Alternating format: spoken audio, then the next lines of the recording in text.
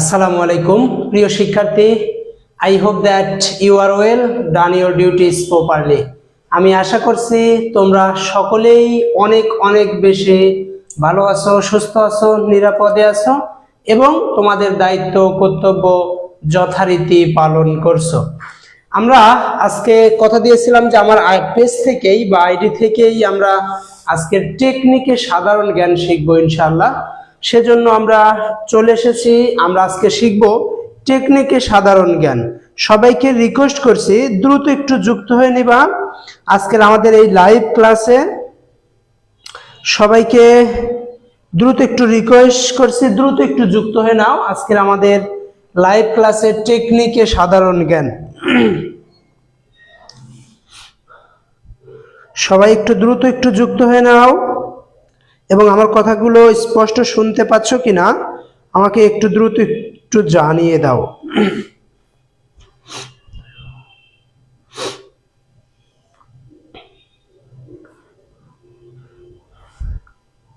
আজকে আমরা technique use করে সাধারণ জ্ঞানগুলো শিখে ফেলবো ইনশাআল্লাহ। আচ্ছা, আগে টেকনিক করার আগে আমরা এখানে কিছু কনফিউশন প্রশ্নগুলো আমরা দেখে নেব যে কনফিউশনগুলো আমরা পারি কিনা, এই কনফিউশনগুলো আমরা দূর করতে পারি কিনা সেইগুলো একটু আমরা দেখে নিব। সবাইকে রিকোয়েস্ট করছি দ্রুত একটু যুক্ত হয়ে নাও। সবাই একটু দ্রুত একটু যুক্ত হয়ে নাও। আমাকে জাস্ট 1 মিনিট সময় দাও, আমি 1 মিনিটের মধ্যেই ক্লাস শুরু করে দিচ্ছি ইনশাআল্লাহ। সবাই একটু দ্রুত একটু যুক্ত হয়ে নিবা। আমাকে জাস্ট একটু সময় দাও। আর তোমরা দেখি এইগুলোর এই কনফিউশনগুলো দেখি পারো কিনা। এখানে আমি কিছু গ্রন্থ লিখেছি, একটা হচ্ছে পদ্মরাগ, একটা লিখেছি আমরা হচ্ছে পদ্মরাগ, একটা লিখেছি পদ্মরাগ, একটা লিখেছি পদ্মাবতী, একটা লিখেছি সঞ্চিতা, একটা লিখেছি সঞ্চয়িতা। আমরা এইভাবে কিছু কিছু কনফিউশন গুলো দিয়ে রেখেছি। এই কনফিউশন গুলো আমরা একটু দূর করে নিব। তোমরা আগে জাস্ট একটু দ্রুত একটু যুক্ত হয়ে নাও এবং আমার সবকিছু দেখতে পাচ্ছ কিনা আমাকে একটু দ্রুত জানাও।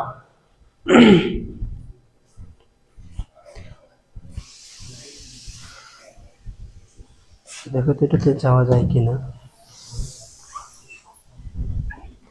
সবাই একটু দ্রুত একটু যুক্ত হও। দ্রুত একটু যুক্ত হয়ে নাও আর আমাকে জাস্ট 1 মিনিট একটু সময় দাও। 1 মিনিট আমি সবাইকে জানিয়ে দেই, তারপরে আমরা ক্লাসটা শুরু করছি ইনশাআল্লাহ। তোমরা আগে আমি যেখানে যে কনফিউশন গুলো দিয়েছি এই কনফিউশন গুলো দেখো তো তোমরা পারো কিনা।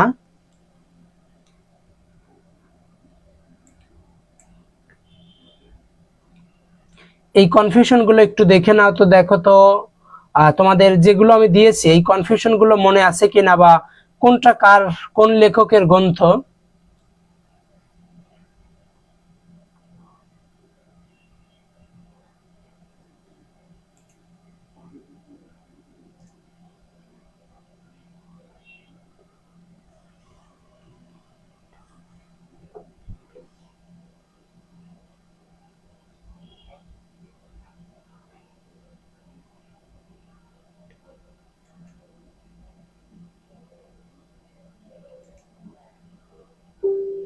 আচ্ছা, সবকিছু ঠিকঠাক আছে কিনা আমাকে একটু দ্রুত একটু জানাও।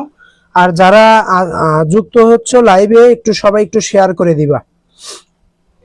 আমি দেখতে পাচ্ছি না যে সবকিছু ঠিকঠাক আছে কিনা।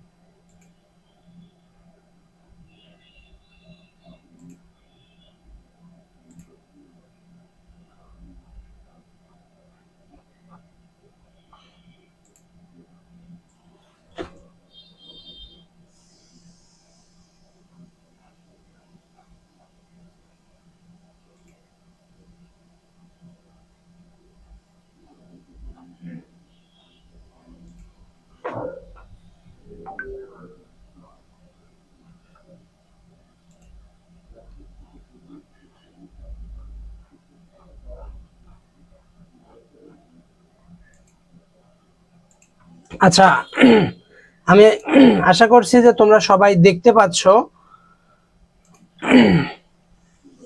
আচ্ছা, সবাই সালাম দিচ্ছ। আসসালামু আলাইকুম। ওয়ালাইকুম আসসালাম।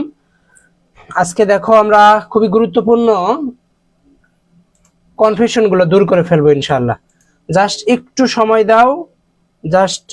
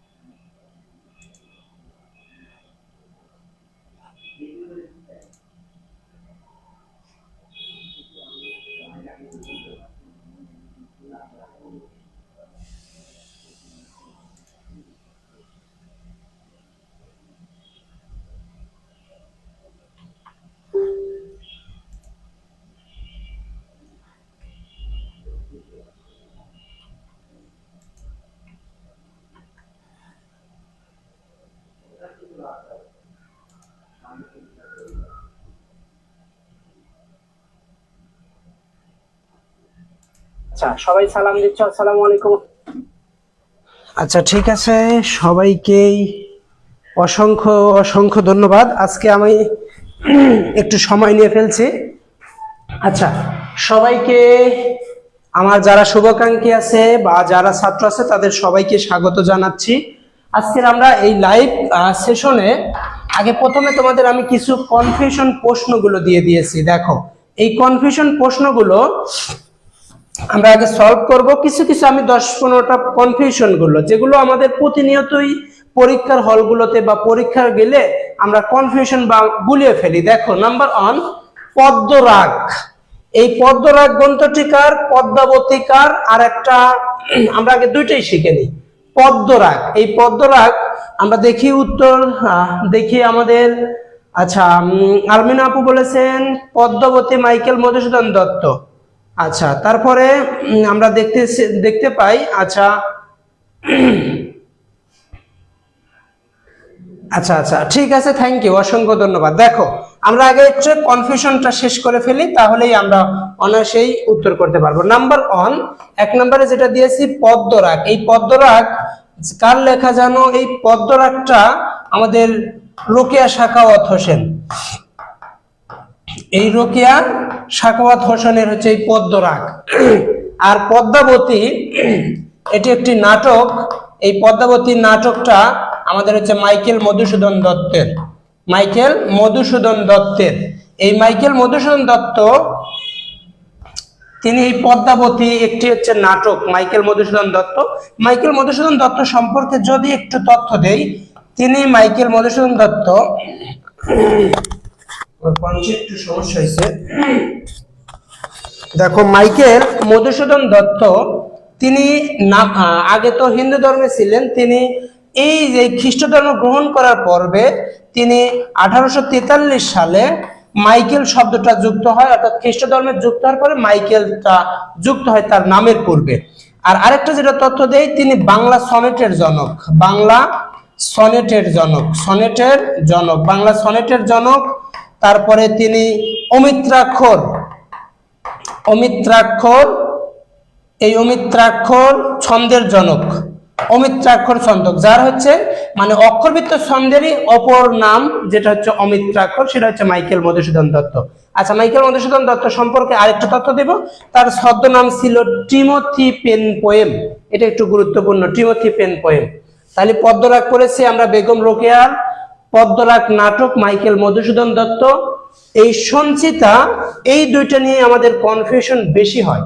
কিভাবে মনে রাখবো? দেখো, আমরা মনে রাখবো এই সঞ্চিতা আর সঞ্চয়িতা। দেখো, জাস্ট একটু মনে রাখবা। দেখো, বড় আর ছোট দিয়ে কিভাবে মনে রাখবা? বড় আর ছোট। বড় বলতে কি বোঝায়? যিনি হচ্ছেন বিশ্বের কবি, যিনি হচ্ছেন বিশ্বের কবি, বিশ্বের কবি। আর যিনি হচ্ছেন জাতীয় কবি, জাতীয় কবি। দেখেন, যিনি বিশ্বের কবি সে তো অবভিয়াসলি বড়। আচ্ছা, আর যিনি ছোট, জাতীয় কবি, অবশ্যই ছোট, বিশ্বের চেয়ে ছোট। তাহলে আমরা মনে রাখবো যে নামটা হচ্ছে বড় নাম, যে নামটা হচ্ছে বড় নাম সেটা হচ্ছে বড়জনের লেখা, যে নামটা হচ্ছে ছোট নাম সেটা হচ্ছে ছোটজনের লেখা। দেখো এখন এই সঞ্চয়িতা ছোট নাম, তাই এটি একটি আমাদের জাতীয় কবি কাজী নজরুল ইসলামের। আর সঞ্চয়িতা বড় নাম, এটি আমাদের রবীন্দ্রনাথ ঠাকুরের। আশা করছি এই চারটা নিয়ে আমাদের আর বিভ্রান্ত নেই। পদ্মরাগ রোকেয়ার, পদ্মাবতী মাইকেল মধুসূদন দত্ত, সঞ্চয়িতা কাজী নজরুল ইসলাম, সঞ্চিতা কাজী নজরুল ইসলাম, আর সঞ্চয়িতা রবীন্দ্রনাথ ঠাকুর। আশা করছি এই চারটা প্রশ্ন নিয়ে আমাদের সমস্যা নেই। তারপরে দেখো এখানে আরো কিছু কনফিউশন প্রশ্ন দেখতে পাচ্ছ। সালাম দিয়েছো, আসসালামু আলাইকুম ভাইয়া। ওয়ালাইকুম আসসালাম। তোমাদের কি অবস্থা, কেমন আছো সবাই? সবাই ভালো আছো? আর পড়াশোনা হচ্ছে তো নাকি? সবাই একটু আজকে সবাই ফ্রেন্ডদের, বন্ধু বান্ধবীদের একটু মেনশন করে জানিয়ে দাও। এখন থেকে হয়তো বেশিরভাগ ক্লাস আমার এই আইডি থেকেই নেওয়া হবে। আমি প্ল্যান করেছি যে 10 থেকে 12টা ক্লাস নিব, একেবারেই যতগুলো দরকার হয়, বাংলা, ইংরেজি, সাধারণ জ্ঞান, পাশাপাশি রাজশাহী বিশ্ববিদ্যালয়ের বি ইউনিটের জন্য যে ম্যাথ, আইকিউ, আইসিটি যেগুলো আমাদের দরকার, যেগুলো থেকে প্রশ্ন আসে সেগুলোরও ক্লাস নিব। এছাড়াও গুচ্ছের জন্য মৌলিক জিকেরও ক্লাসের আয়োজন করব ইনশাআল্লাহ, যদি তোমরা আমাদের পাশে শেষ পর্যন্ত থাকো। আচ্ছা, এখানে দেখো আমি আরো কিছু কনফিউশন প্রশ্ন দিয়েছি। এই কনফিউশন গুলো কেন দিলাম? সাধারণ জ্ঞান ক্লাসে আমি এই বাংলার নামগুলো কেন দিলাম? কারণ অনেক সময় এই এটা বাংলার হলেও এরা সাধারণ জ্ঞান হিসেবে ব্যবহৃত হতে পারে, আর এইগুলো প্রশ্ন মাঝে মাঝে একটু কনফিউশন সৃষ্টি করতে পারে, সেই জন্য আমি ক্লাসের শুরুর আগে দিয়েছি। তাছাড়া আমাদের সবগুলো স্লাইড করা আছে, স্লাইডে আজকে আমরা টেকনিক ইউজ করে শিখবো। আচ্ছা, মহাপৃথিবী কার গ্রন্থ? উদাত্ত পৃথিবী কার? বিপুলা পৃথিবী কার? দেখো খুবই কিন্তু গুরুত্বপূর্ণ একটা টপিক। আচ্ছা, আলহামদুলিল্লাহ ভাইয়া, হ্যাঁ রবীন্দ্রনাথ ঠাকুর বিশ্বকবি, গুড। এই তো রাসেল মিয়া, ভেরি গুড। আচ্ছা, এখন আমাকে বলবা যে মহাপৃথিবী, উদাত্ত পৃথিবী, বিপুলা পৃথিবী। মহাপৃথিবী এটি হচ্ছে জীবনানন্দ দাশের একটি গ্রন্থ। জীবনানন্দ দাশ, এই জীবনানন্দ দাশের একটি মহাপৃথিবী, একটি কাব্যগ্রন্থ। উদাত্ত পৃথিবী সুফিয়া কামালের, উদাত্ত পৃথিবী সুফিয়া কামালের। উদাত্ত পৃথিবী কার? সুফিয়া কামালের। বিপুলা পৃথিবী কার? আনিসুজ্জামান। দেখো আমরা একটু কনফিউশন গুলো দূর করে ফেলি, তোমরা একটু খাতা কলম দিয়ে একটু লিখে ফেলবা যাতে এইগুলো টপিক আর সমস্যা না হয়। মহাপৃথিবী জীবনানন্দ দাশ, উদাত্ত পৃথিবী সুফিয়া কামালের, বিপুলা পৃথিবী আনিসুজ্জামান। খুবই গুরুত্বপূর্ণ তিনটা পৃথিবী দিয়ে জীবনানন্দ দাশ, মহাপৃথিবী, উদাত্ত পৃথিবী সুফিয়া কামাল, বিপুলা পৃথিবী আনিসুজ্জামান। সাম্য একটি কাব্যগ্রন্থ বঙ্কিমচন্দ্র চট্টোপাধ্যায়। বঙ্কিমচন্দ্র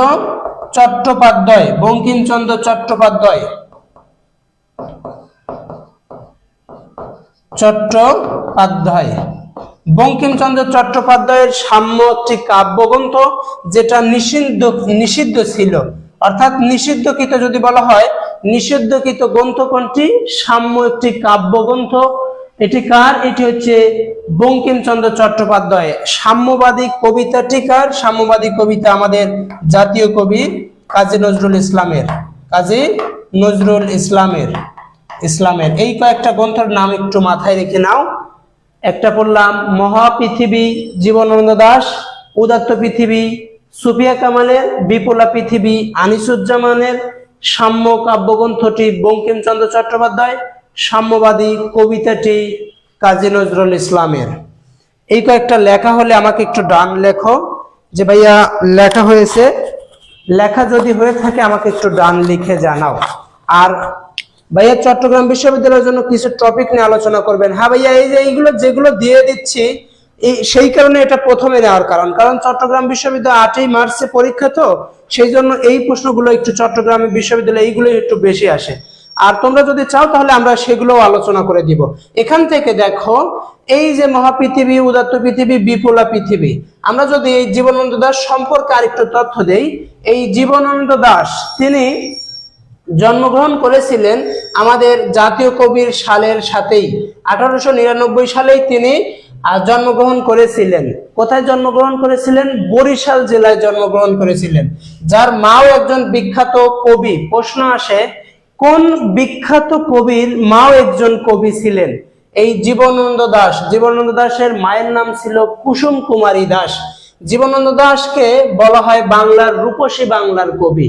বাংলার রূপসী বাংলার কবি, তাকে ধূসর পাণ্ডুলিপির কবি, তাকে নির্জনতম কবি, এবং তাকে বলা হয় রূপসী বাংলার কবি, নির্জনতম কবি, ধূসর পাণ্ডুলিপির কবি। এগুলো নাম একটু মাথায় রাখবা। জীবনানন্দ দাশ তিনি মারা গিয়েছেন 1954 সালের বলা হয় 22 অক্টোবর ট্রাম দুর্ঘটনায় কলকাতায় মারা গিয়েছেন। ট্রাম দুর্ঘটনায় কলকাতায় মারা গিয়েছেন।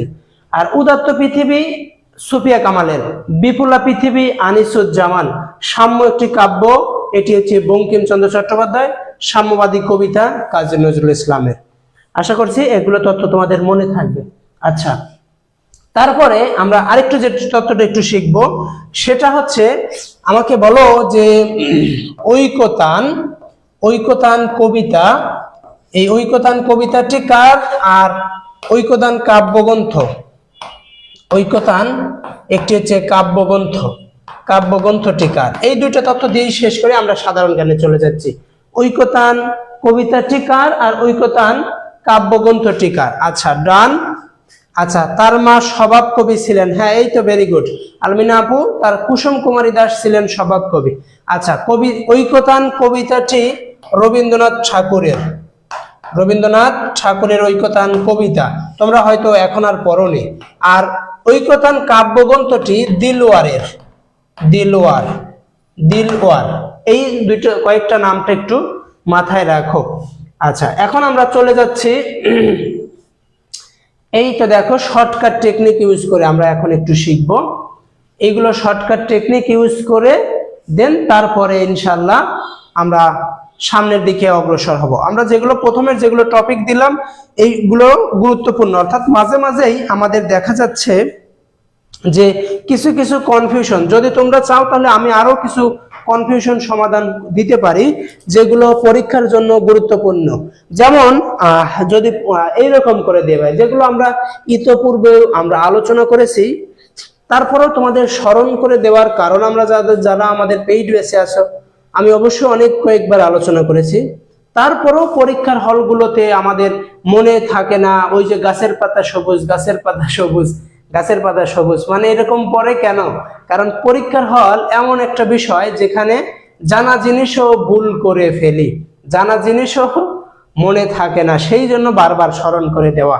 যেন তোমাদের আমি আবার যদি বলি, দেখো এই যে লিটল বয় আর হচ্ছে ফ্যাটম্যান, এই দুটো তথ্য নিয়ে আমাদের কিন্তু অনেকবার প্রশ্ন আসে। লিটল বয়, এই লিটল বয় আর হচ্ছে ফ্যাটম্যান, এই লিটল বয় আর হচ্ছে ফ্যাটম্যান, এই দুইটা নিয়ে সচরাচর কিন্তু অনেক প্রশ্ন এসেছে, কিন্তু আমরা হচ্ছে গুলিয়ে ফেলি। একটা হিরোশিমায়, একটা নাগাসাকি, একটা 9 তারিখ, একটা 6 তারিখ, দুইটার মধ্যে আমরা কনফিউশন হয়ে যাই। যারা জানো তাহলে আমাকে একটু দ্রুত একটু জানাও তো যে লিটল বয় কোথায় নিক্ষেপ করা হয়, কত তারিখে, ফ্যাটম্যান কোথায় নিক্ষেপ করা হয়, কত তারিখে। এই দুটো দেখো আমরা কিভাবে শর্টকাট টেকনিক ইউজ করে শিখি, সেটা তো জানো যে আমরা শর্টকাট টেকনিকটা ইউজ করি যে এইভাবে। ভাইয়া লিটল বয়, দেখো এই লিটল বয় একটি পারমাণবিক বোমা, ফ্যাটম্যানও একটি পারমাণবিক বোমা। আচ্ছা, এই লিটল বয়টা কোথায় নিক্ষেপ করা হয়? আমরা জানি হিরোশিমায়, হিরোশিমায়। কত তারিখে? 6 আগস্ট। কত তারিখে ভাইয়া? 6 আগস্ট, 6 আগস্ট, 6 আগস্ট কত সালে? 1945 সালে। আচ্ছা, ফ্যাটম্যান কোথায় ভাইয়া? ফ্যাটম্যান হচ্ছে নাগাসাকি। কত তারিখ? 9 আগস্ট, 9 আগস্ট। আচ্ছা, আগস্ট 1945। এগুলো কেন বলছি এই কারণে যাতে আমরা গোলমাল বা কনফিউশন না হয় যাতে। দেখো কিভাবে মনে রাখবা, লিটল বয়, এই লিটল বয় শব্দে এই লিটল বয় শব্দে দেখো এই যে অয় আছে, কি আছে ভাইয়া? অয়। এই যে অয় শব্দটা আছে না? আছে। হিরোশিমায় অয় আছে কিনা? অয় আছে। 6 শব্দ লিখতে অয় আছে কিনা ভাইয়া? অয় আছে। তাহলে দেখো তো আর জীবনে কোনোদিন ভুল হবে? লিটল বয় অয় আছে, হিরোশিমায় অয় আছে, 6 আগস্ট অয় আছে। নাগাসাকির দেখো আর ফ্যাট ম্যান, এই ম্যান শব্দে নো আছে কিনা? ম্যান শব্দে নো আছে, এই নো দন্তের নো। নাগাসাকিতে নো আছে কিনা ভাইয়া? আছে। আছে আছে। 9 শব্দ লিখতে নো আছে কিনা? আছে। তাহলে তুমি জাস্ট মনে রাখবো যে লিটল বয় অয় আছে, হিরোশিমায় অয় আছে, 6 তারিখ 6 লিখতে অয় আছে। তাহলে little boy হিরোশিমায় 6 August. Fat man no আছে, নাগাসাকিতে নো আছে, 9 লিখতে নো আছে। সারা জীবন কি আর মনে থাকবে বা ভুলবা? বলার কোনো অপশনই নেই। তুমি এইভাবে টেকনিক ইউজ করে পড়ো, তাহলে আশা করছি এগুলো ইনশাল্লাহ অনায়াসেই পারবা। এই তো দেখো আমাদের রিদিতা রহমান আপু বলেছেন লিটল বয় হিরোশিমায় 1945-এর 6 August. Very good. Fat Man Nagasaki 1945-এর 9 August. Very good, very good. খুবই ভালো লাগলো যে মনে রেখেছো। আচ্ছা, এখন আমরা টেকনিক ইউজ করে আগে যে বিশ্বের বৃহত্তম কিছু আমরা শিখে ফেলি। একটু বৃহত্তম গুলো আমরা জানি, তারপরেও কেন শিখবো? আমাদের রিমাইন্ড ক্লিয়ার করার জন্য। কেন? পরীক্ষার হলে আমরা ভুল করে ফেলি, সেই জন্য আমি এই কয়েকটা প্রথমে দিয়েছি। কি কি দিয়েছি সেগুলো একটু দেখো। এগুলো কিন্তু আমরা সবাই জানি, তারপর আমি কেন দিলাম? এই কেন কথার উত্তরের জন্যই আমি এটা দিয়ে দিয়েছি, যে যাতে আমরা ভুলে না যাই। দেখো, পৃথিবীর বৃহত্তম মহাদেশ এশিয়া, এটা কে না জানে? সবাই জানে। পৃথিবীর বৃহত্তম মহাসাগর প্রশান্ত মহাসাগর। এই প্রশান্ত মহাসাগরের গভীরতম স্থান যাকে বলা হয় মারিয়ানা ট্রেঞ্চ। মারিয়ানা ট্রেঞ্চ, এই মারিয়ানা ট্রেঞ্চ শব্দটা তোমরা সবাই জানো। মারিয়ানা ট্রেঞ্চ, প্রশান্ত মহাসাগরের গভীরতম স্থান মারিয়ানা ট্রেঞ্চ। আচ্ছা, পৃথিবীর বৃহত্তম দেশ আয়তনে হচ্ছে রাশিয়া। আয়তনে রাশিয়া, জনসংখ্যায় এখন বর্তমানে আছে ভারত। জনসংখ্যায় পৃথিবীর বৃহত্তম মুসলিম দেশ কি? ইন্দোনেশিয়া। আমাদের জন্য কোন দুইটা গুরুত্বপূর্ণ? এই যে জনসংখ্যায় আর হচ্ছে আয়তনে, এই দুইটা একটু মাথায় রাখবা। দেখো, জনসংখ্যায় পৃথিবীর বৃহত্তম মুসলিম দেশ ইন্দোনেশিয়া, পৃথিবীর বৃহত্তম মুসলিম দেশ আয়তনে কাজাখস্তান। কিভাবে মনে রাখবা? দেখো, আমরা জানি জনসংখ্যা, এইদিকে একটু লক্ষ্য করো। এই যে জনসংখ্যা দেখো, একটু লক্ষ্য করো। এই জনসংখ্যা শব্দটা লিখতে গেলে এই যে নো শব্দ লিখতে আছে কিনা? আছে। এই যে এখানে নো শব্দটা আছে, দন্তের নো আছে না? আছে। আমাকে আবার বলো, এই যে ইন্দোনেশিয়া, এই ইন্দোনেশিয়া শব্দটা লিখতে গেলে নোর ব্যবহার করতে হয়েছে কিনা? হয়েছে। তাহলে মাথায় রাখবা, জনসংখ্যার যখন কথা বলবে মুসলিম বিশ্বে, কিন্তু মুসলিম বিশ্বে জনসংখ্যার যখন কথা উল্লেখ করবে তখন ইন্দোনেশিয়া। এখানে জনসংখ্যায় নো আছে, ইন্দোনেশিয়া শব্দে নো আছে। আশা করছি মনে থাকবে। আর আয়তনে যখন মুসলিম বিশ্বের কথাটা বলবে, আয়তন মনে রাখো। দেখো, কাজাখস্তান, আমরা জানি স্বরবর্ণের প্রথম বর্ণ অ, আর ব্যঞ্জন বর্ণের প্রথম বর্ণ ক। মাথায় রাখবা, আয়তনে অ আছে, কাজাখস্তানে ক আছে। প্রথম বর্ণ। ক্লিয়ার কিনা? এই দুটো মনে থাকবে কিনা? জনসংখ্যায় আয়তনে মনে থাকবে না? অবশ্যই থাকবে, আশা করছি ইনশাআল্লাহ। আচ্ছা, সবাইকে আমি রিকোয়েস্ট করছি যে যারা যুক্ত হচ্ছেন একটু শেয়ার করবেন, লাইক কমেন্ট করে যাবেন ইনশাআল্লাহ। আচ্ছা, তাহলে আমরা জনসংখ্যায় পৃথিবীর বৃহত্তম মুসলিম দেশ ইন্দোনেশিয়া শেষ করেছি, বৃহত্তম আয়তনে জনসংখ্যায় কাজাখস্তান। আচ্ছা, সৌরজগতের বৃহত্তম গ্রহ হচ্ছে বৃহস্পতি। এই বৃহস্পতি সৌরজগতের বৃহত্তম গ্রহ, সেই জন্য বৃহস্পতিকে বলা হয় গ্রহরাজ। কি বলা হয়? গ্রহরাজ বলা হয় কাকে? আরে বাবা, এই গ্রহরাজ বলা হয় বৃহস্পতিকে। গ্রহরাজ বলা হয় কাকে? বৃহস্পতিকে। আচ্ছা, তাহলে আমি তো তোমাদের এখন যদি বলি সৌরজগতের বৃহত্তম গ্রহ সৌরজগতের গ্রহ সংখ্যা কয়টি? 8টি। সৌরজগতের গ্রহ সংখ্যা কতটি? 8টি। আর সৌরজগতের বৃহত্তম গ্রহ হচ্ছে কি? বৃহস্পতি। ক্ষুদ্রতম গ্রহের নাম কি? ক্ষুদ্রতম হচ্ছে বুধ। ক্ষুদ্রতমটা কি ভাইয়া? ক্ষুদ্রতমটা হচ্ছে বুধ। আচ্ছা, যেহেতু বড় তাকে সেই জন্য গ্রহরাজ বলা হয়, বৃহস্পতিকে গ্রহরাজ বলা হয়। আচ্ছা, আর আরেকটা মনে রাখবা, সৌরজগতের এই 8টা গ্রহের সবচেয়ে উপগ্রহের সংখ্যা আছে কোনটার? শনির। এইটুকু মাথায় রাখবা, শনির সবচেয়ে উপগ্রহের সংখ্যা বেশি। আচ্ছা, তারপরে আমাদের যেটা জানতে হবে এখান থেকে মনে রাখবা, পৃথিবীর বৃহত্তম পাখি, পৃথিবীর বৃহত্তম পাখি ওজনে হচ্ছে উট পাখি 155 কেজি। পৃথিবীর বৃহত্তম চলচ্চিত্র প্রেক্ষাগৃহ আছে রক্সি, নিউ ইয়র্কে। বছরের বৃহত্তম দিনটা মাথায় রাখবা, এইটা 21শে জুন উত্তর গোলার্ধে। আর বছরের বৃহত্তম রাত 22শে ডিসেম্বর উত্তর গোলার্ধে। এই দুইটা একটু জাস্ট একটু মাথায় রাখো। বৃহত্তম দিন আসলে 21শে জুন উত্তর গোলার্ধে, আর বৃহত্তম রাত হলে 22শে ডিসেম্বর উত্তর গোলার্ধে। পৃথিবীর বদ্বীপ বলা হয় বাংলাদেশ। পৃথিবীর বদ্বীপ বলা হয় কাকে? বাংলাদেশ। আর বাংলাদেশের বদ্বীপ বলা হয় কাকে? সুন্দরবন। বাংলাদেশের বদ্বীপ বলা হয় কাকে? সুন্দরবনকে। সুন্দরবনকে স্পর্শকারী বাংলাদেশের জেলার সংখ্যা কয়টি? 5টি। সুন্দরবনকে স্পর্শকারী বাংলাদেশের জেলার সংখ্যা কয়টি? 5টি। সুন্দরবনের আয়তন কত? এই 10,000 বর্গ কিলোমিটার, 10,000 বর্গ কিলোমিটার। তার মধ্যে 62% হচ্ছে বাংলাদেশে, আর 30% হচ্ছে ভারতে পড়েছে। বাংলাদেশের কয়টি জেলা স্পর্শ করেছে? 5টি জেলা স্পর্শ করেছে। কিভাবে আমরা মনে রাখবো? আমরা মনে রাখার শর্টকাট আমরা এইভাবে লিখেছি, বাপ খুব সাতক্ষীরায় যেতে চায়, বাপ খুব সাতক্ষীরায় যেতে চায়, সাতক্ষীরায় যেতে চায়, যেতে চায়, বাপ খুব সাতক্ষীরায় যেতে চায়। বাতে আমরা জানি, বাতে বাগেরহাট, বাগেরহাট, বাতে বাগেরহাট। পথে পটুয়াখালী, পটুয়াখালী। পথে কি ভাইয়া? পটুয়াখালী। এই খুতে কি ভাইয়া? খুতে হচ্ছে খুলনা, খুতে খুলনা। বতে কি? বতে হচ্ছে বরগুনা, বতে কি? বরগুনা। আর এই সাতক্ষীরা। তাহলে আশা করছি এই 5টা সুন্দরবনের সাথে মনে রাখবা। পৃথিবীর বদ্বীপ বলা হয় বাংলাদেশকে, আর বাংলাদেশের বদ্বীপ বলা হয় সুন্দরবন। বদ্বীপ বলতে কি বোঝায়? বদ্বীপ বলতে বোঝায় যার যে দেশের তিন পাশে স্থলভাগ, এক পাশে জলভাগ, তাদেরকেই বদ্বীপ বলা হয়। আচ্ছা, কি প্রশ্ন? স্যার নতুন করে ক্লিয়ার করে দেওয়ার জন্য ধন্যবাদ। ঠিক আছে ভাইয়া। আচ্ছা, সেই জন্যই আমরা এই কনফিউশনটা দূর করার জন্য আমাদের সাথেই থাকো, আশা করছি ভালো কিছু করতে পারবো ইনশাআল্লাহ। আর বন্ধু বান্ধবীদের একটু মেনশন করো, যারা এখনো জানে না, তোমরা একটু সবাইকে আমি রিকোয়েস্ট করছি একটু মেনশন করো, আর তোমাদের একটু টাইম লাইন একটু শেয়ার করে রাখো, প্লিজ প্লিজ প্লিজ। আচ্ছা, তাহলে এখন গেল দেখো। তারপরে পৃথিবীর বৃহত্তম মরুভূমি হচ্ছে সাহারা মরুভূমি। পৃথিবীর বৃহত্তম মরুভূমির নাম কি? সাহারা মরুভূমি। এই সাহারা মরুভূমি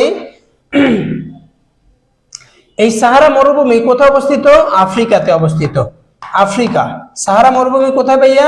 আফ্রিকা মহাদেশে অবস্থিত। আচ্ছা, এই সাহারা মরুভূমির আরবি নামটা কি তোমরা একটু জানলে আমাকে একটু কমেন্টে জানাও দেখি।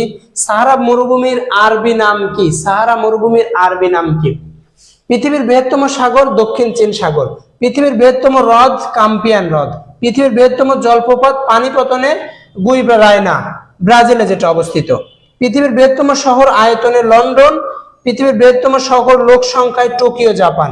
আর বৃহত্তম গড়ি বিগ বেন লন্ডন। এগুলো যেগুলো দরকার নেই সেগুলো আমরা দ্রুতই চলে যাব। আচ্ছা, তারপরে এই যে এইটা আমাদের বাংলাদেশের জন্য সুন্দরবনটা মনে রাখবা। পৃথিবীর বৃহত্তম ম্যানোগ্রোভ ফরেস্ট সুন্দরবন। পৃথিবীর বৃহত্তম ম্যানোগ্রোভ ফরেস্ট সুন্দরবন, গুরুত্বপূর্ণ। আচ্ছা, পৃথিবীর বৃহত্তম দ্বীপ গ্রিনল্যান্ড। পৃথিবীর বৃহত্তম দ্বীপ গ্রিনল্যান্ড। পৃথিবীর বৃহত্তম কৃত্রিম হ্রদ মিড হ্রদ, যেটা হচ্ছে বোল্ডারল্যান্ড বাঁধ। এগুলো জাস্ট যেগুলো গুরুত্বপূর্ণ না সেগুলো আমি স্কিপ করে দ্রুত চলে যাব। এখানের মধ্যে আমাদের যেটা গুরুত্বপূর্ণ সেইগুলো একটু মাথায় রাখবা। 1 নাম্বার মাথায় রাখবা, পৃথিবীর বৃহত্তম গ্রন্থাগার library of Congress Washington, Washington যুক্তরাষ্ট্র। এটি একটু মাথায় রাখবা, পৃথিবীর বৃহত্তম গ্রন্থাগার library of the Congress Washington. আচ্ছা, পৃথিবীর বৃহত্তম মসজিদ শাহ ফয়সাল মসজিদ পাকিস্তান, শাহ ফয়সাল মসজিদ পাকিস্তান। আচ্ছা, শেয়ার ডান, ভেরি গুড। আচ্ছা, গুড, ভেরি গুড, ভালোবাসা অবিরাম। আচ্ছা, তারপরে আমাদের একটু মনে রাখবা, পৃথিবীর বৃহত্তম পর্বতমালা উচ্চতায় হিমালয় পর্বতমালা, হিমালয় পর্বতমালা। এটা একটু মাথায় রাখো। এই হিমালয় পর্বতমালা হচ্ছে নেপালে। এর উচ্চতা কত? এর উচ্চতা মাথায় রাখো 8848.86 মিটার। 8848.86 মিটার। 8848.86 মিটার।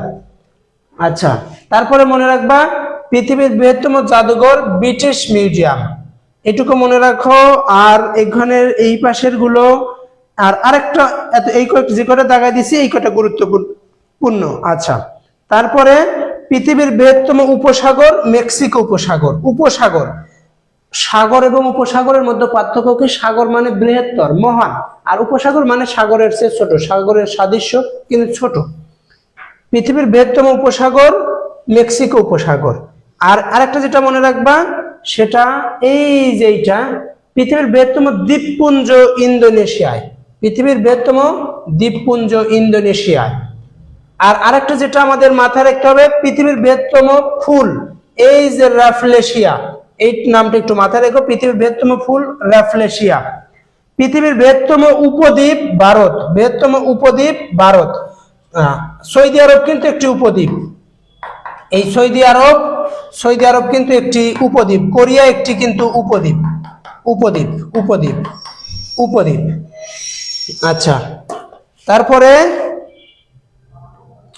এই যে আর এখান থেকে আর অল্প দুই একটা তথ্য আমাদের যেটা জানবো সেটা হচ্ছে পৃথিবীর বৃহত্তম গির্জা এই সেন্ট পিটার্স গির্জা, যেটা হচ্ছে রোমে অবস্থিত, মানে ইতালির রাজধানী রোমে, ভাটিকানে, এখানে যেটা হচ্ছে রোম দেশে ভাটিকানের মধ্যে পৃথিবীর বৃহত্তম গির্জা সেন্ট পিটার্স। আচ্ছা, তারপরে আমাদের যেটা মনে রাখবা আর একটা যেটা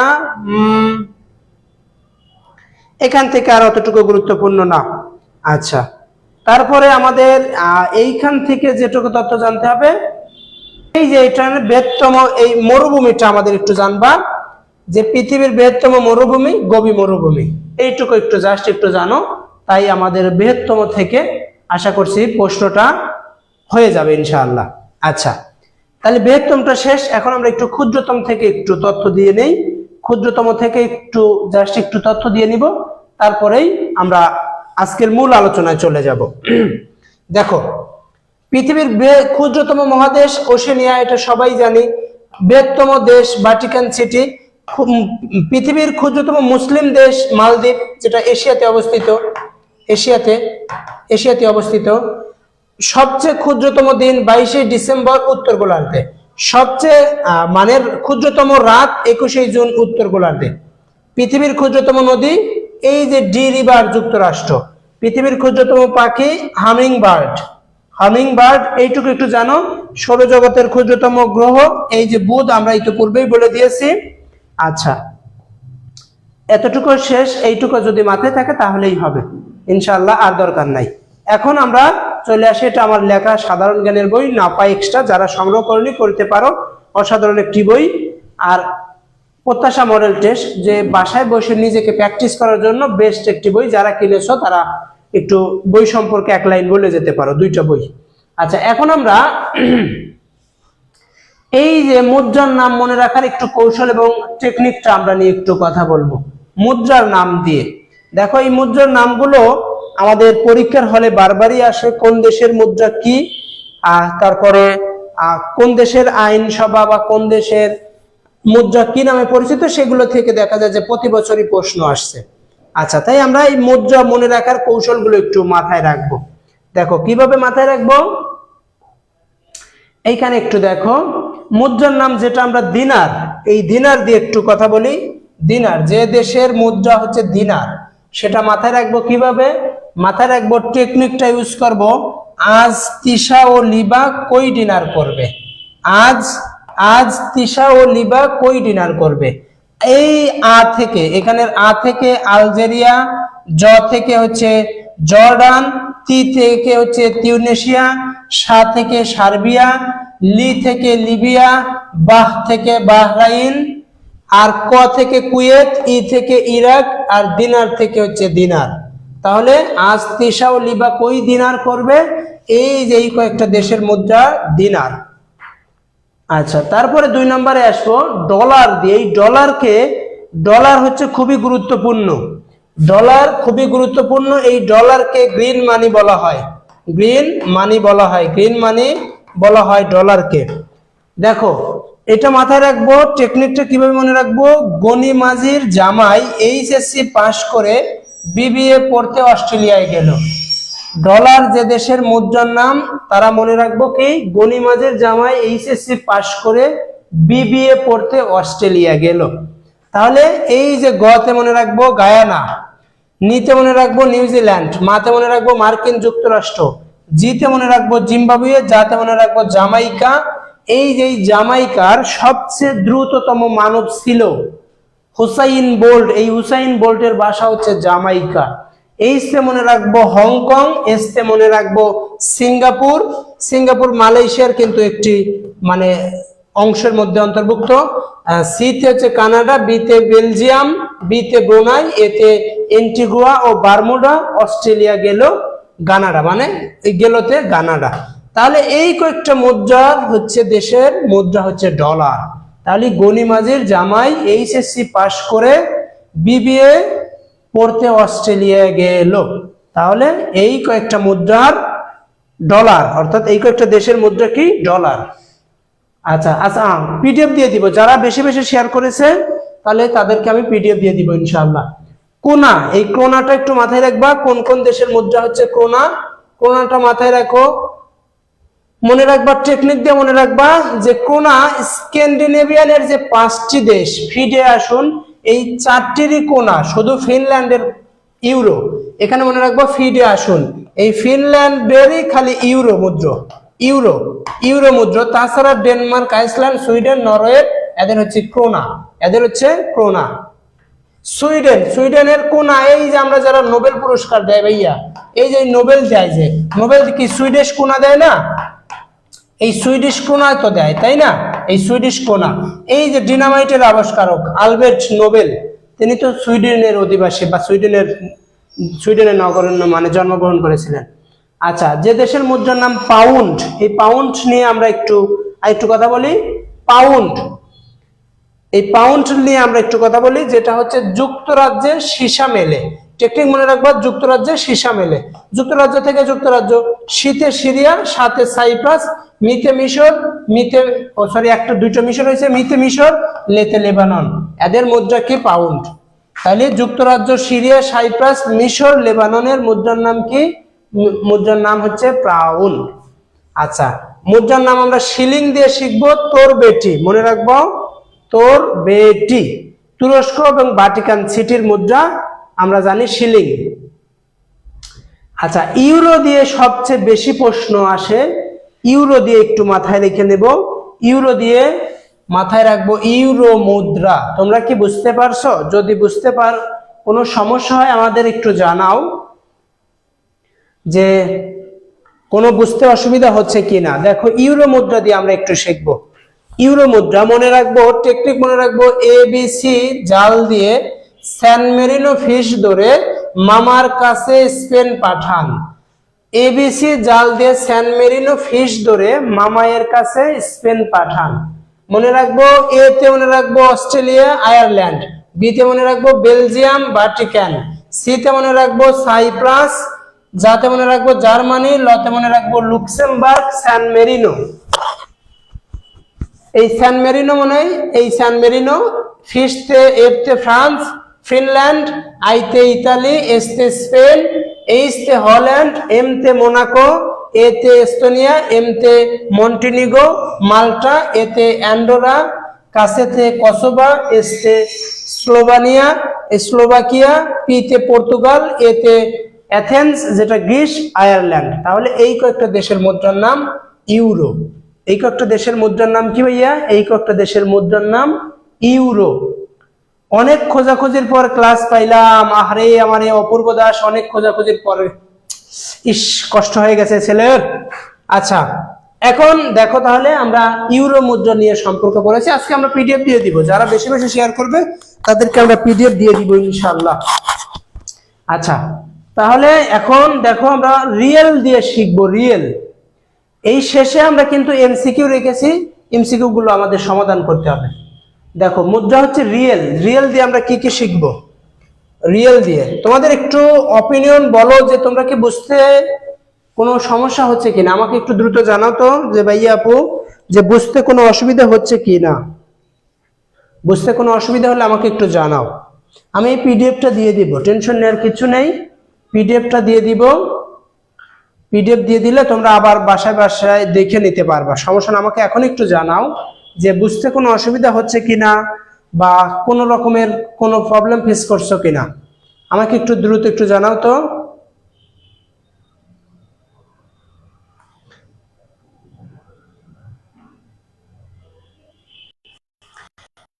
আচ্ছা ঠিক আছে, থ্যাংক ইউ। আচ্ছা ঠিক আছে, তাহলে দেখো তাহলে আমরা রিয়েল মনে রাখবো। ওমা ইয়েমেন দেখছি রিয়েলি ইরানের কাতা কম্বল নিয়ে সৌদি যায়। মনে রাখবা ওমা ইয়েমেন দেখছি রিয়েলি ইরানের কাতা কম্বল নিয়ে সৌদি আরবে যায়। ওমা মনে রাখবা, ওমান থেকে ওমান, ইয়েমেন, ইরান, কাতার, কাতার থেকে কাতার, কম্বল থেকে কম্বোডিয়া, সৌদি থেকে সৌদি আরব। তাদের মুদ্রার নাম কি? তাদের মুদ্রার নাম হচ্ছে রিয়েল। মুদ্রার নাম কি ভাইয়া? তাদের মুদ্রার নাম হচ্ছে রিয়েল। রুপি দিয়ে আমরা একটু শিখে নেব। রুপির বাড়িতে স্ত্রীনে পাশে মরে। এই যে রুপি দিয়ে মনে রাখবো কোন কোন দেশের মুদ্রা। রুপির বাড়িতে স্ত্রীনে পাশিছে মরে, অর্থাৎ পা সিচে মরে। মনে রাখবা বাড়িতে ভারত, শ্রীতে শ্রীলঙ্কা, নেতে নেপাল, পাতে পাকিস্তান, সিচে মানে সিচেলিস, মরে মানে মরিশাস। এই কয়েকটা দেশের মুদ্রা রুপি। টেকনিক কিভাবে শিখবো? রুপির বাড়িতে স্ত্রীনে পা সিচে মরে। ভারত, শ্রীলঙ্কা, নেপাল, পাকিস্তান, সিচেলিস, মরিশাস, এদের মুদ্রা রুপি।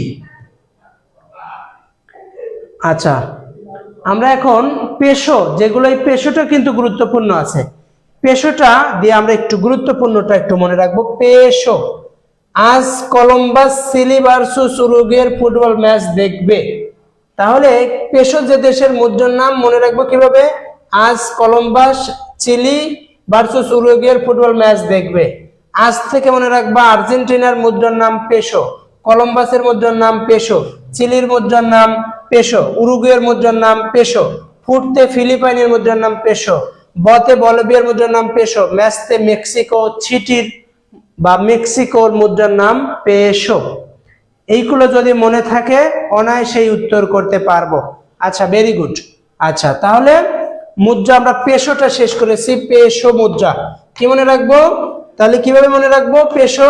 পেশোটা মনে রাখবো আজ কলম্বাস চিলি ভার্সেস উরুগুয়ের ফুটবল ম্যাচ দেখবো, এটা পেশো মুদ্রা গেল। আচ্ছা এখন আমরা ডলার দিয়ে তো ইতিপূর্বে আমরা শিখে দিয়েছি।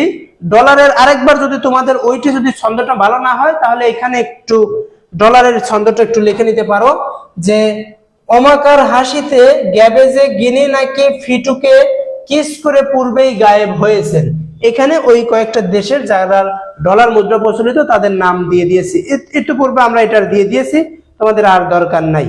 আচ্ছা এই ইউরো মুদ্রা নিয়ে তোমাদের একটু আমরা ধারণা দিয়ে দেই। ইউরো নিয়ে প্রশ্ন আসে। ইউরো মুদ্রা নিয়ে আমাদের পরীক্ষার হলে গুরুত্বপূর্ণ প্রশ্ন আসে, কোন দেশে ইউরো মুদ্রা প্রচলিত। মনে রাখবা আজ অবেলায় পফ ফুফি ও বাইগনে মাল্ট এবং ছাই নিয়ে স্লো গেল। আজ অবেলায় পফ ফুফি ও বাইগনে মাল্ট এবং ছাই নিয়ে স্লো গেল। মনে রাখবা আ থেকে আয়ারল্যান্ড, যা থেকে জার্মানি, অ থেকে অস্ট্রিয়া, বে থেকে বেলজিয়াম, ল থেকে লুক্সেমবার্গ, অ থেকে এস্তোনিয়া, প থেকে পর্তুগাল, ফ থেকে ফ্রান্স, ফি থেকে ফিনল্যান্ড,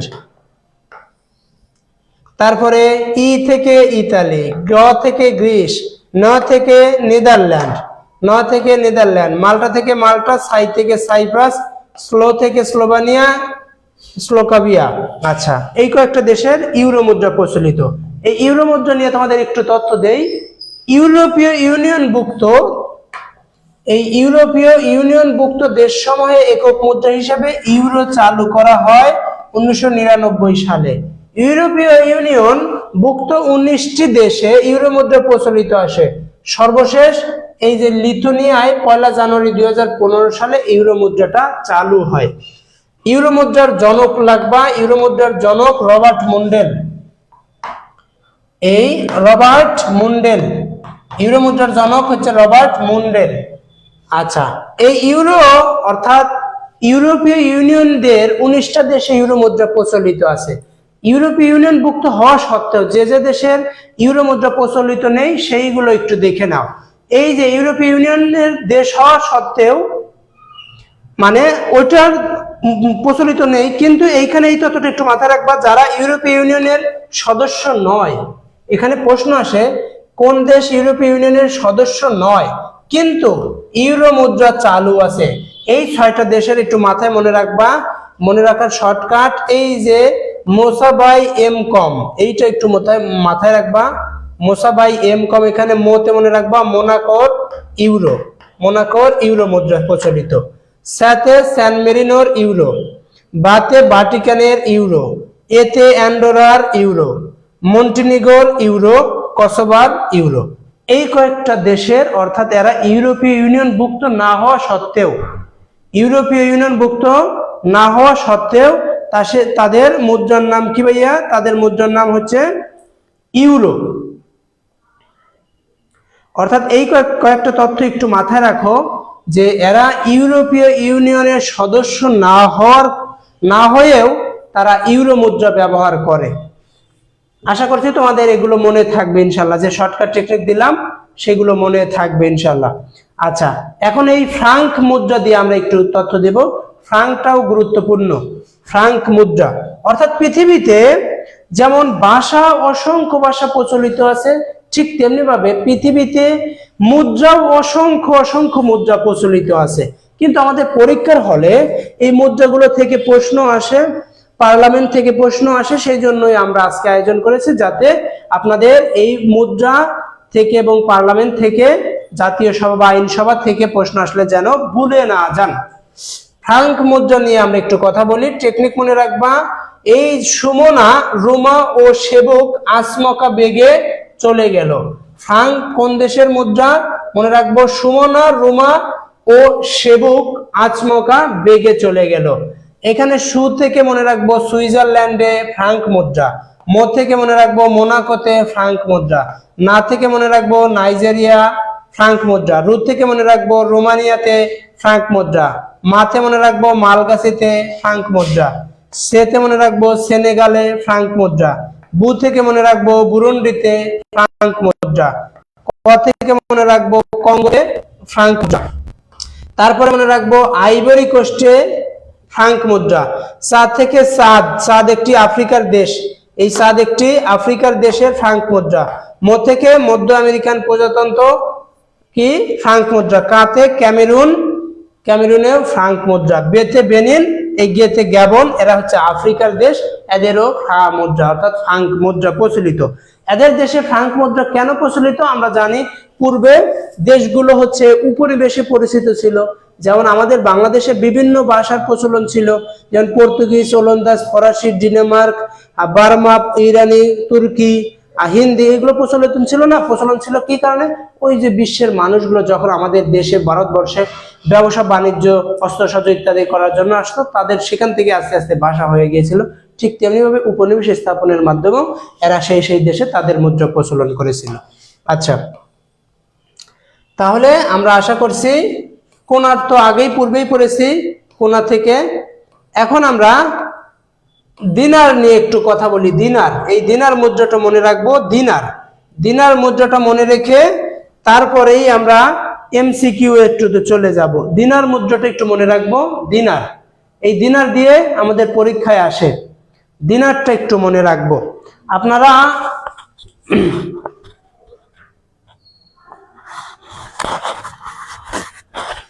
আচ্ছা, আপনারা একটু সবাই একটু জানান যে সবকিছু ঠিকঠাক আছে কিনা এবং বুঝতে কোনো অসুবিধা হচ্ছে কিনা। একটু আমাকে একটু দ্রুত একটু জানান সবাই যে ক্লিয়ার আছে কিনা, এবং বুঝতে কোনো অসুবিধা হচ্ছে কিনা। আপনারা যদি রেসপন্স করেন তাহলে এখন থেকে প্রতিনিয়ত ক্লাস হবে এবং আমি কয়েকটা দিনের টার্গেট করে ম্যারাথন ক্লাস নিয়ে সম্পূর্ণ শেষ করে দিব, কিন্তু শেষ পর্যন্ত থাকতে হবে। আমাকে দ্রুত একটু জানান যে সবকিছু ক্লিয়ার আছে কিনা, শুনতে বা বুঝতে কোনো অসুবিধা হচ্ছে কিনা। আমাকে একটু দ্রুত একটু জানান সবকিছু ঠিকঠাক আছে।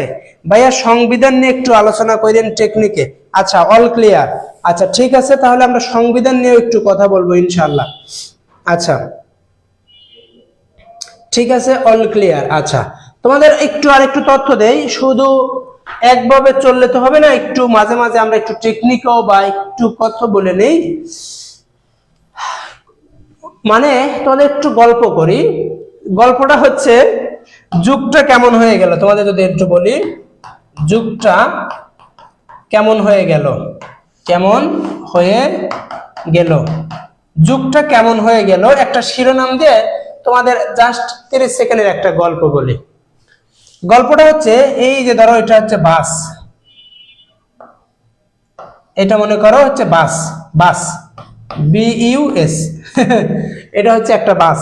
দেখো যুগটা কেমন হয়ে গেল, একটু গল্প করে নেই, তারপর একটু শোনেন।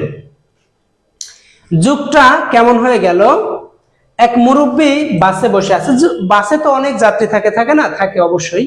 বাসে এক মুরব্বী বসে আছে, তার পাশে একজন ধরো যে মানে এটা হচ্ছে ধরো যে সিট, এইগুলো হচ্ছে ধরো মনে করো সিট, এগুলো হচ্ছে সিট, দুই পাশে সিট, সিট সংখ্যা, এটা হচ্ছে সিট।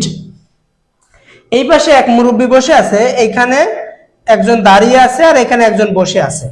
এখন ওই মুরব্বী ওই দাঁড়িয়ে থাকা ব্যক্তিকে বলছে, দেখেন যুগটা কেমন হয়ে গেল, এখনকার ছেলেমেয়েরা কখন কোন পোশাক পরে বা কি কি পোশাক পরে, ছেলে শার্ট প্যান্ট পরে, মেয়েও শার্ট প্যান্ট পরে। আসলে যুগটা কেমন হয়ে গেল যে ছেলে মেয়েকে চেনাই যায় না, সে কোনটা ছেলে কোনটা মেয়ে চেনা বড় দায় হয়ে গেছে। দেখেন না যে এই বেঞ্চে একটা ইয়াং বয়সের ছেলে বসে আছে আর পাশেই দেখেন বয়স্ক ব্যক্তিকে দাঁড়িয়ে রেখেছে। আসলে তাদের মানবতা নাই, দেখেন তো কেমন করে রেখে আছে।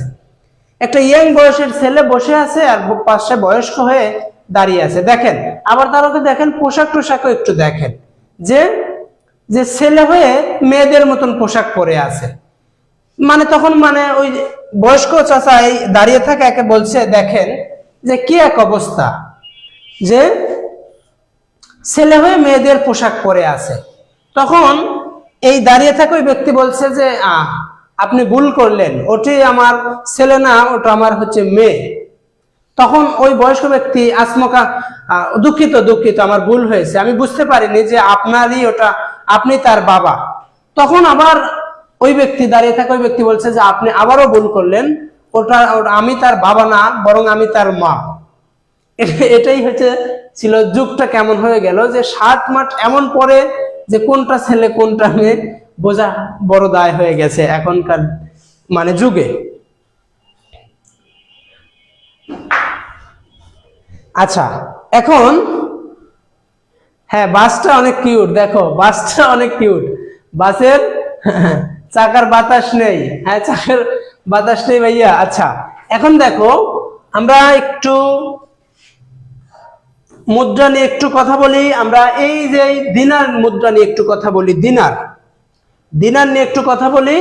আর আরেকটা তোমাদের একটু স্মরণ করে দিতে চাই যে তোমাদের যদি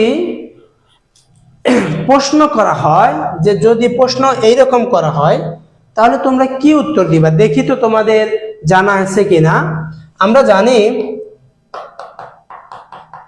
বঙ্গোপসাগর, আমরা জানি পৃথিবীর, দেখো একটু গল্প করে নেই, আমরা জানি পৃথিবীর বৃহত্তম উপসাগর। দেখো পৃথিবীর বৃহত্তম উপসাগর বলা হয় কাকে, বঙ্গোপসাগরকে। পৃথিবীর বৃহত্তম ঝাপসা দেখা যাচ্ছে। আচ্ছা এখন কি ঝাপসা, আরে বাবা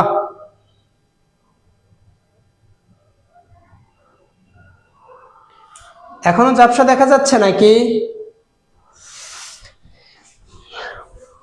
এখন ঝাপসা দেখা যায়?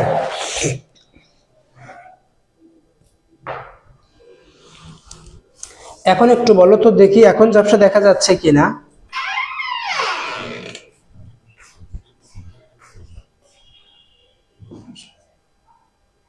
আপনার মেইল আইডিতে আছে যে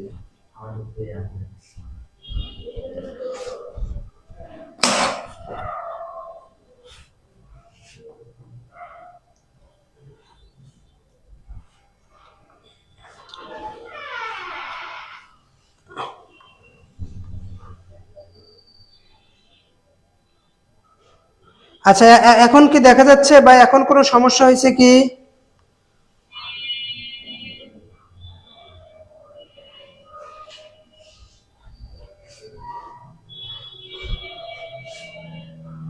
সমস্যা তো হওয়ার কথা না। এখন দেখো তো ভাইয়া, এখন দেখা যাচ্ছে কি না?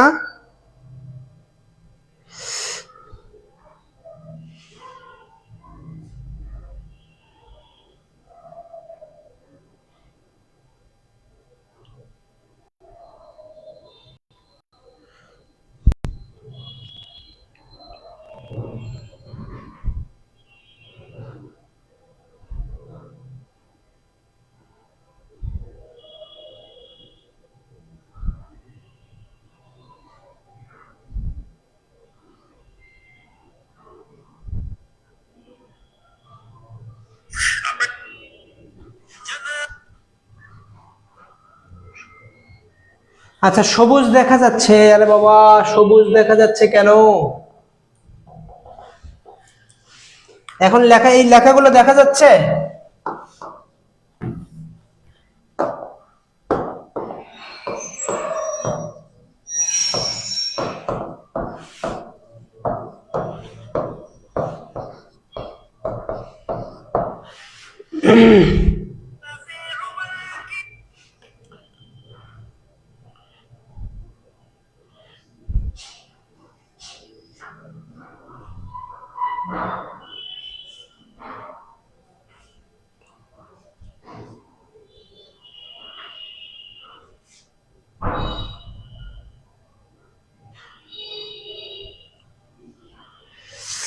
না ভাই, এখনো এখনো দেখা যাচ্ছে না।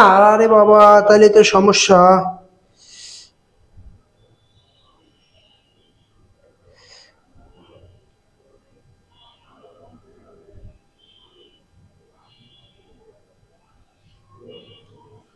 সব ঝাপসা যা দেখা যাচ্ছে না, কিছু সব ঝাপসা দেখা যাচ্ছে, তাহলে তো সমস্যা। ঝাপসা দেখা তো যাওয়ার কথা না।